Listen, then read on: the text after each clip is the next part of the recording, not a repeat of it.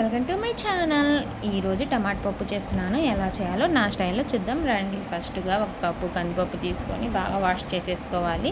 తర్వాత ఒక glass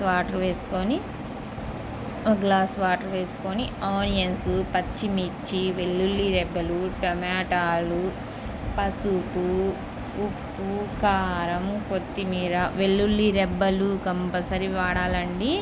onions కూడా కంపల్సరీ వేయాలి, అప్పుడే పప్పుకి టేస్ట్ వస్తుంది. ఆనియన్స్, వెల్లుల్లి రెబ్బలు స్కిప్ చేయకండి, అవి ఉంటే టమాటా పప్పు టేస్ట్గా ఉంటుంది. పసుపు, ఉప్పు, కారం, చింతపండు వేసి చివరిగా కొంచెం ఆయిల్ వేసుకొని 3 విజిల్స్ రానివ్వండి. పప్పు చాలా బాగుంటుంది.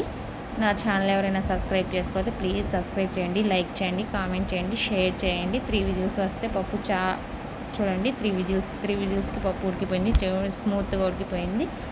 పప్పు కోసం తాలింపు పెట్టుకుందామండి. ఈ టమాటా పప్పు మా పిల్లలకి చాలా ఇష్టం అండి. ఆమ్లెట్ వేసుకొని గుట్కలు వేస్తూ తింటూ ఉంటారు. ఆయిల్ వేసుకొని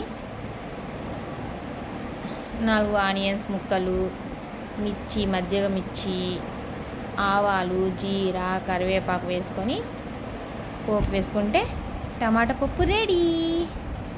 చూడండి పప్పు ఎంత బాగుందో. Thank you for watching friends. Bye bye. Like చేయండి, కామెంట్ చేయండి, షేర్ చేయండి. Bye bye.